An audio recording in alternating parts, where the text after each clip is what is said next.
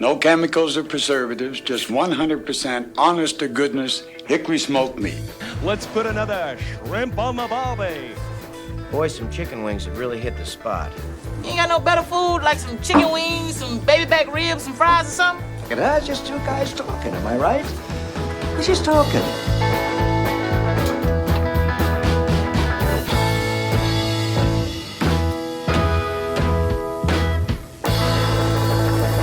Hey, howdy, hey, everybody.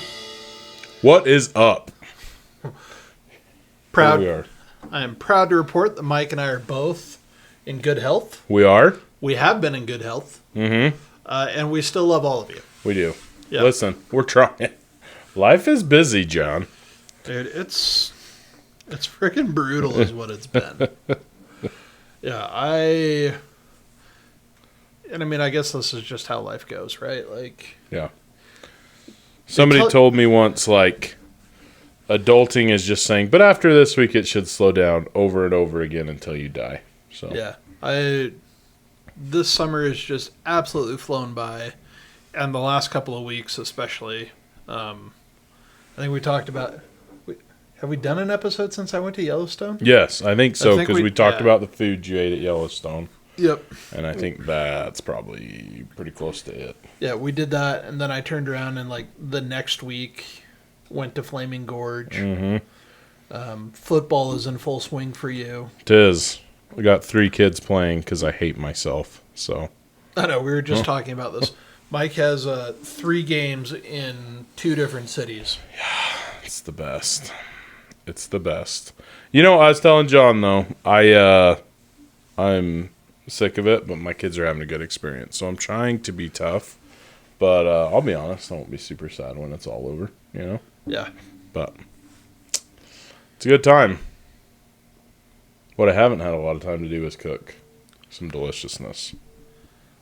I've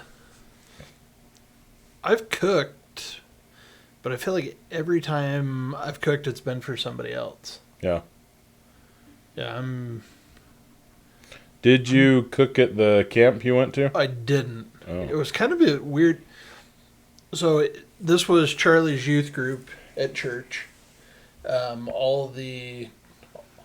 call them the young man. All the boys from 12 to 18 went on this camp. Mm-hmm. And last summer was my first summer in like a decade where I wasn't in some sort of leadership calling associated with working with the young men. Mm-hmm. So this was Charlie's first year, and I just like reached out like, hey, do you guys need dads? Like, do you want dads? Like, what's going on? They're like, yeah, we'd love to have you come. I went purely as a dad. I had virtually no responsibility before camp, very little at camp. Nice. Like, I was just an extra set of eyes and adult like judgment. That's awesome. Did you sleep in your truck? I was going to, fully prepared to. And then our buddy Joseph Jacobson, he had a big canvas tent and nobody else was sleeping in it. He's like, I feel kind of silly. I was like, well, I'll come sleep with you. Why not? So, and I had thrown my cot just on a whim in the back of the truck. Like, I don't know if I'm going to need this or not. Right. But I did. Nice. So I had that. And you know what I bought? I've seen people use these for years, and I've always been like, oh, this would be really cool. And I never have bought one. The big foam pads that they sell. Oh, at yeah, Home you Depot. mentioned this last time. But then you sewed like a sheet around it or something? Yeah, so Haley bought a twin sheet, made a little cover for it. Nice. Game changing. Nah, that's awesome. Best $20 I've spent. And I've spent tons of money on sleeping pads. Yeah. You can spend a ton of money on sleeping pads. Yeah, and they're they horrible. Get spendy. Yeah. But this was phenomenal. Nice. Is it? You say it's memory foam or just foam? No, it's just like, I think it's sold as 6-inch carpet padding. Okay. So like, I mean, it's Dang. it's good and thick. You just put that on your cot? Put that on top of my cot. That sounds awesome. It was fantastic. The first night it was so hot, and I had this little battery operated fan that I just turned on, and it was like blowing right in my face. I slept so good. That's awesome. Oh, it was so good. But the next couple of nights I didn't sleep that good. I think I must have just like really been that tired. So tired. That's what I've decided when you're camping. You just have to do something to get you really tired, and then you sleep great. Yep. Yeah. So, but no, it was fun. And now we're back. School started this week. It did. How are Boo. How are you surviving? It's fine. Everything's fine. I have a good job. I have good benefits. Everything's fine. But no, it's actually good. I like what I do, but I'm tired. Like I was telling Whitney, I landscape all summer. And I come home exhausted in the hot sun and stuff. When school starts, I'm tired in a completely different way, but I'm just like floored, like mentally, emotionally, socially, just exhausted. So it is. I got to work myself into it, but it's good. I'm happy to be back. Teaching any fun classes or same old? I am actually. This is the first year in 14 years of teaching that I'm not teaching freshmen. What? Yeah, so I'm teaching sophomores, and then that math personal finance class that I do. So Nice. I'm pretty excited about it, actually. It's kind of fun. Sophomore, so is that like more algebra than geometry? More algebra, too, so like a lot more quadratic stuff. We never did that in ninth grade. So quadratics, and then we get heavy into geometry with volume and trigonometry, stuff like that. So, Dude, you like start to, like when you get into the quadratic equations and stuff, like that's when math like gets unlocked. yeah, I'm And kind of excited. It'll be a lot more interesting than what I've been doing. Yeah, you can like actually start doing real world applications with this stuff. It'll be pretty cool. I'm excited. That's super cool. I'm a little nervous because, like I said, it's been 15 years of the same thing, basically, and now I'm switching it up. But I've taught this before. It'll be fine. Nice. Yeah. It's good, though. That's super cool. Yeah. John, what did you recently acquire? I was going to make a joke. I'm not going to. For the record, Mike and I have rescheduled 3-4 times this week. Listen, it's been a rough week. Just be grateful for what you're getting. The jokes aren't going to be good tonight. Oh. No, so I've got a brother-in-law. Actually, I have 5 brother-in-laws. Is that right? Yeah. Nice. I have 5 brother-in-laws. Uh-huh. Actually, 6. I guess I've got to count Oh, misses. you got a new one, Yeah, huh? I've got a new one. That's right. I have, Haley has 5 brothers? she's got 4 brothers and a sister. Man, I didn't know she came from that many. Yeah, there's 6 kids in that family. Wow, that's awesome. Good for her. Anyways, Garrett is, I think, CFO. I don't know. He's a big shot at a dairy Nice. up in Idaho. And as it would be, sometimes cows stop doing their job. Mm-hmm. And you don't fire cows. Right. You send them to the butcher. Because you don't want to pay to feed them, which my chickens need to learn. I'm not going to pay to feed you until you start producing. So. Yeah. Anyways, so and I don't remember if they were steers or dairy cows or what, but anyways, when a cow gets to the point where it's done, Mm-hmm. they've got a pen that they finish them on, fatten them up, Mm-hmm. get them nice and plump, and then they send them to the butcher. Nice. And he claimed one of the cows, and my other brother-in-laws and father-in-law and I split this cow. Sweet. So I think I got, I don't know, somewhere between a fifth and a quarter. I took a little bit more than some of the other guys did. Nice. And got a screaming deal on it. I don't know if we got a special deal or not, so I'm not going to say it. That's fair. But it was cheaper than you can buy ground beef. Yeah, it made me furious when I heard. And So I said I would share. I'm still furious. But man, on Monday, naturally, for lunch, I had to thaw some of the steaks. And I thawed a hanger steak. Uh-huh. And seasoned it up with some rubs that I had in the closet. Dude, it was the most tender, delicious piece of beef I've had in a long time. Probably fresher, too, like straight out of the butcher.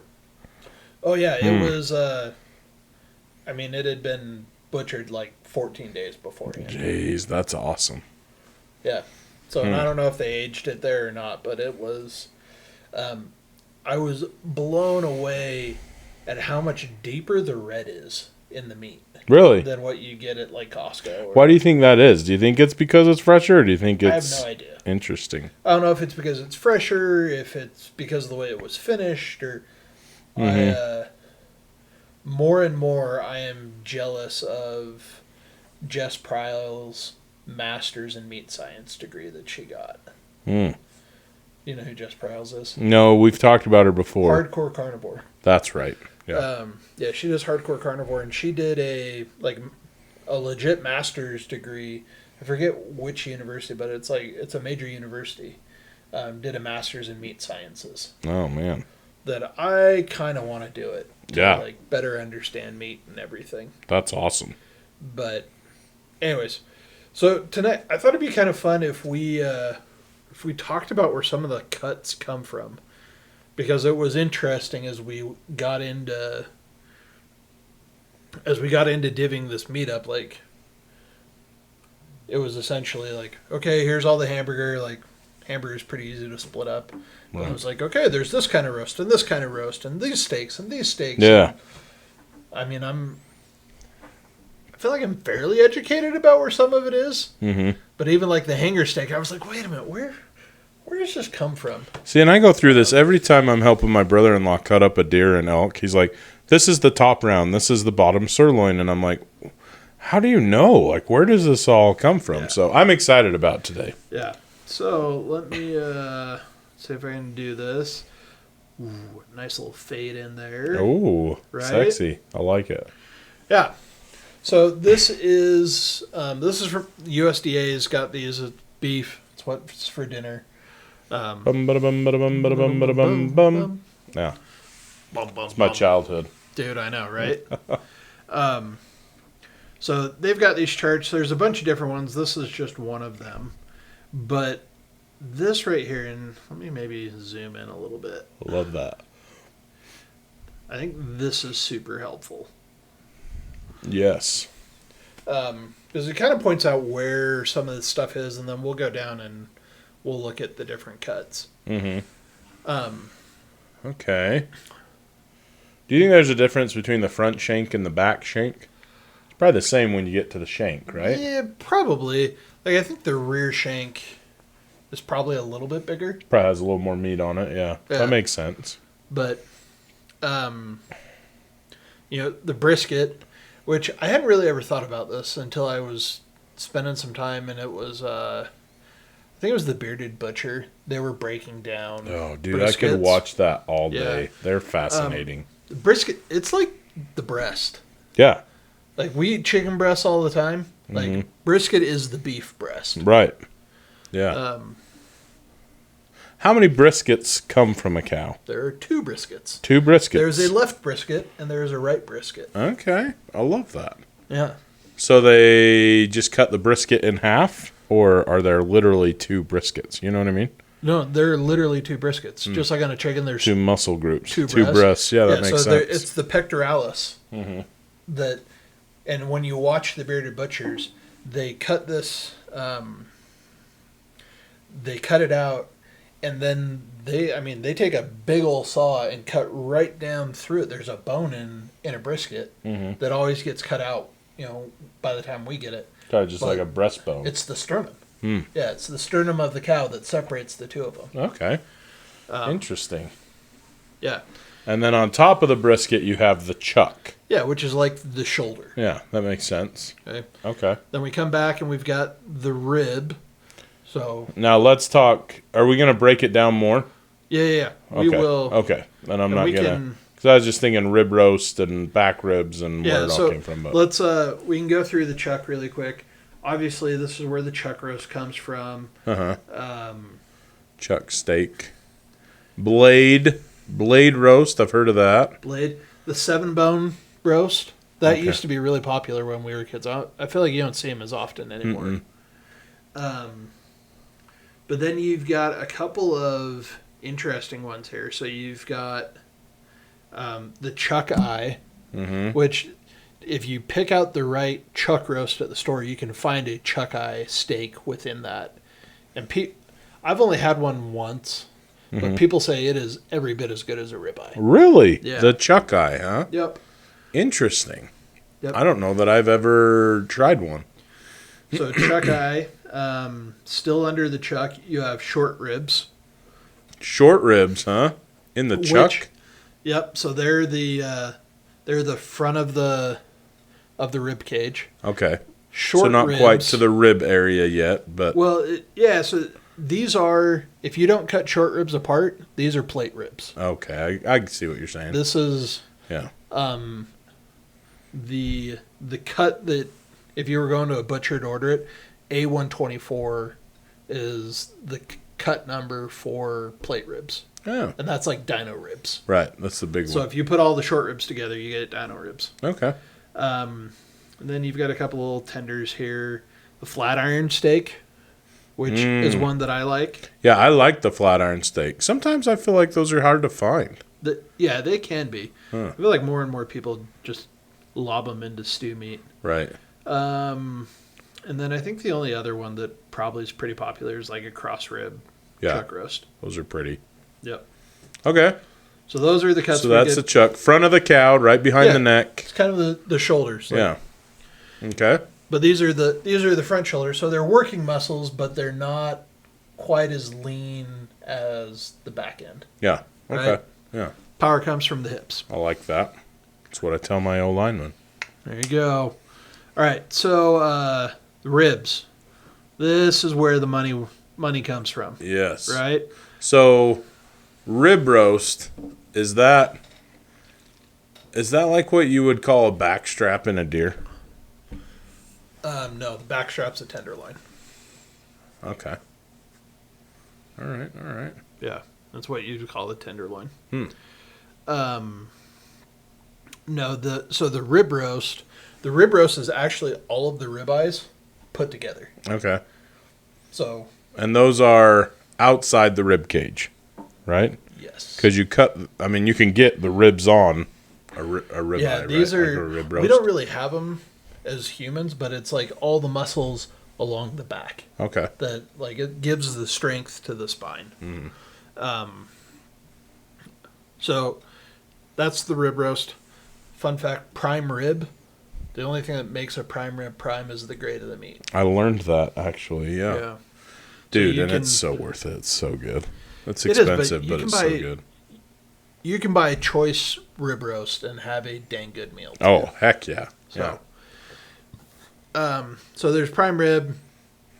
The ribeye steak is just a slice of the rib roast. So you could buy a rib roast, cut it into ribeyes. Yeah, well, and that's what I used to do. Smith's or Kroger would have around Christmas, New Year's time. They'd put their rib roast on sale for like $5.40 a pound, which is unheard of. Yeah. We were just talking about this. You can't. I think chuck roast right now at Costco is like $6 a pound. Oh, really? Gross. But anyways, I'd go buy a whole rib roast, and I'd cut like a 3-bone roast that we would do for Christmas Eve, and then I'd cut the rest into ribeyes. Oh, dude, that's awesome. So, I enjoy me a ribeye. we've got back ribs, the ribeye roast, which we've talked about. The prime rib roast and a ribeye roast is just whether or not you have the bones on it or not. The back ribs, is that different than the dino ribs? Yes. Okay, that's what I thought. They're a lot thinner. They have a lot less meat, especially on top of the bone. Yeah, There's less motor. It's more like these are like the intercostal muscles. okay. So, the ribeye cap, or the spinalis, is the other name for that. But if you look here on this ribeye, it's this piece of meat right here. The outside kind of... And that is where all the delicious, like, you can see it, like, when the marbling's good. Oh my Ribeye cap gosh. is It just money. falls apart. Yep. So good. A petite roast is with the cap removed. So, Nice. and then the fillet is just that center eye of the ribeye. I love it. So, Love it. yeah. So, interesting. We're going to work our way down the cow, right? Mm-hmm. So, we're in the rib roast. The muscle that is the ribeye continues on past the ribs into the loin. Okay. And the loin, I'm actually going to scroll down a little bit. Ooh, porterhouse. Yeah. So Delicious. the loin has the porterhouse, the T-bone, the strip steak, which is, Mike, What? that's the New York strip. Oh, yeah, that's what I was Yeah. going to say. Yeah. How come they call it a New York strip, but on here it's just called strip steak? Because New York is where that cut was That's popular. where it's most popular. Yeah. That Porter- makes sense. Yeah, porterhouse was big in Chicago. Yeah. T-bone. New York strip, huh? So, and you can kind of see this, like, if you look at it, you've got... Isn't the porterhouse like a combination of a T-bone and a It's a combination... fillet or something? It's a combination of a New York and a filet. Oh, okay. And you can see, like, the T-bone is basically a bone-in strip steak. It's got a little bit of the filet here, but the filet hasn't quite fully started. Okay. So, all of these pieces of meat are actually next to each other as you go down the beef. But they get used in different ways, so you end up with the porterhouse, which, let's see, can I zoom in here really Oh, well? yeah. You can see, like, the porterhouse has got a ton of really good marbling. Even the T-bone, you're getting more and more. Now you're into the strip steak, the boneless strip steak, which I guess is technically the New York. And you can see kind of how the marbling changes as you go. Right. All the way down into the tenderloin, which has, basically no fat in it.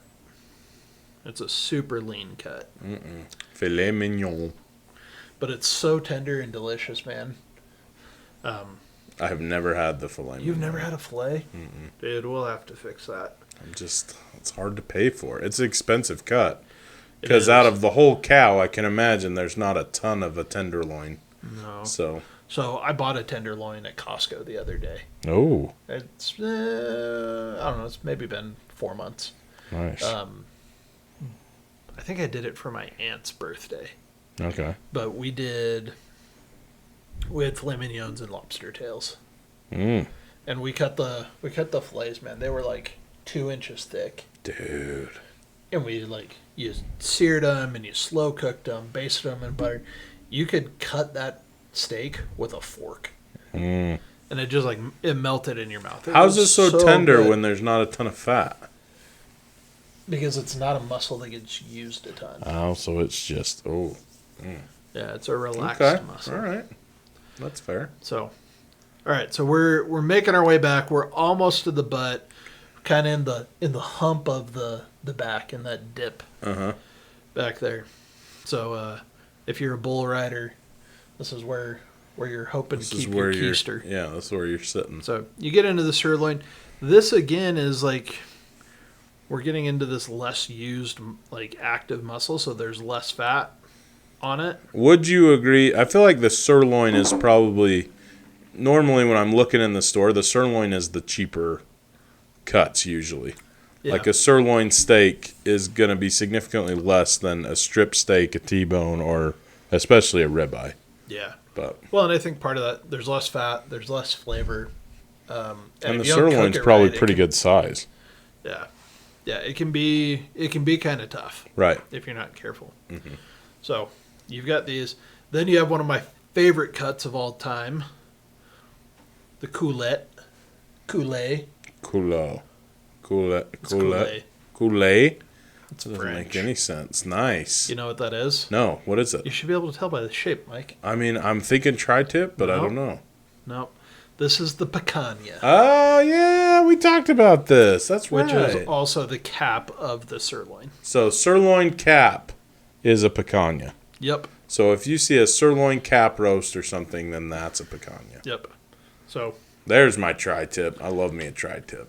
tri-tip's fantastic. Yeah, big fan. That's part of the sirloin, huh? Yep. Interesting. So then you've got, this is the hanger steak. Oh, is it? Yep. Okay. The bavette. I don't know why the French got to name some of these things. Yeah, maybe they were the first ones to be like, dude, these cows are delicious. You guys got to try them like this. Right. You know? And then you get into the round, which is essentially the butt, right? Yeah. These are the power muscles. Not a ton of fat in them. These are more slow cooker type of stuff, right? Yeah. Because there's not a And lot you can of kind of fat. see like all these little pots here. These are intended to be slow cooked. Yeah. But you have your top round, you have your bottom round, and then you have a bottom round rump or the eye of round. When I worked at a meat packing company, I'm pretty sure my job for 10 hours a day was to take the eye of round and put it in a bag. Where'd you work? Did you work JBS. at Yeah. At Worked there when I Miller's? was student teaching, and then that summer I worked full time. It was one of my favorite jobs. I was pretty into it. Like, they took us on the kill floor and toured the facility when I first started. It was fascinating. I loved it. I would love to go on a tour there. It's so interesting. Wonder if we could just take a tour. I'm sure I've we got a couldn't buddy film that it, works but there. yeah, you should put in a plug. Yeah. Because I'd love to do it. I mean, even then I was like, where am I going to be working? But I think it'd be way cool to take a tour. Yeah. Alrighty. Anyway, We got a couple of these just down off the bottom. You've got the brisket, which is made up of two muscles. Mm-hmm. I think most people listening to this are going to understand that. flatten the point. Yep. And then you've got your plate and your flank. So flank steak, I think lots of people know these. You've got more short ribs. They're on here twice, aren't they? They are. That's interesting. It is interesting. But I think that makes sense because Yeah. if we come back up here, you've got your chuck and your plate kind of right there. Yeah. There's probably Where a the lot rib- of where the rib ribs- action going on there. Yep. Mm-hmm. But did you know there are two skirt steaks? I did not. There is an inside skirt and an outside skirt. And where is this located? So they're on both sides of the ribs, Okay. and these are, if you think about them, they're like belts that Okay. help contract the rib cage Okay. when the cow breathes. Interesting. Okay. Yep. So the inside skirt steak is typically more tender than the outside skirt steak. Why? I don't know. Oh, It's just the way it is. interesting. Why? It's the way the world works. Yep. So, Sweet. yeah. So do you feel more educated now, Mike? I do, and I want a poster like this. I was just thinking, I wonder if I could just put one in my classroom. Uh, I don't teach beef cuts, but it's just a PDF. It's Yeah. free to download. I might get into that. Yeah. I love it. Yeah, if you decide to get one printed, let me know. Yeah. We can put one back here. We should. That would be interesting whenever we're talking about stuff to be like, oh, and that is in Right this there. area. Yeah. I'd like one of a pig, too. I think that would be cool. Oh, I'd well, imagine a lot of it is pretty similar, right? I would think so. Hmm. Except you call a shank a hawk. Yeah, I don't know why. that's true. But, Interesting. oh, the fun things that we will learn. Yeah, I'm excited. Well, go buy you a cow, everybody, Yeah. and then cut her up. If you can, or if you've got a daughter that you're trying to marry off. So Haley's grandpa, tangent of a side story, gave me an application when I started dating Haley. Are you serious? Yeah, it was hilarious. And there were things like, what kind of vehicle do you drive? Like, I love this idea. panel vans will not be accepted. All these things. And then as you work your way down the list, it gets to like Do you have access to hunting land? Do you have access to private lakes? I feel like one of the questions needs to be, do you have access to a dairy farm? Seriously, that's genius. Can you fill the freezer with food from work? I love that. I'm going to make that. Yeah. Oh, I think I'm going to go pull something out of the freezer for lunch As tomorrow. you should, dude. We need to do a cooking video. We do. We need to get after that. Remember at the beginning of the year when we were like, we're going to do lots of cooking videos. Hey, we've done way more this year than we did last year. We've done fantastic, but I'm just saying we've fallen off the wagon a little bit. We better get back on. We need to get back on. And I know a guy with a full freezer, so I'm just saying, if you wanted to, I could hold the camera and sample the goods. I was going to say, we just need to sample it good. And Yeah. the best part, steak is fast, guys. Oh, so fast. Although we should do a good reverse sear. I could get down on that. Actually, I've got 2 tomahawks. One of them, they're both probably about the size of your face. Dude. With big long bones. We could hang them in a drum. That would be interesting. I've seen that done. They like drill in the bone and stuff. I'm into it. That could be cool. Yeah, it's awesome. All right. Oh. That's what we'll do next time. Alrighty. Or sometime. Okay. Can't commit to anything. Life is crazy. We can't commit. We love you guys, but we can't commit. Oh, until next time. I'm John. And I'm Mike. And we're Fat Guys with Smokers. Thanks for listening to the Fat Guys with Smokers podcast. Be sure to check us out on Instagram and Facebook. Leave us a comment. We'd love to hear from you. Be sure to subscribe so you don't forget to tune in for even more nonsense from a couple of Fat Guys with Smokers.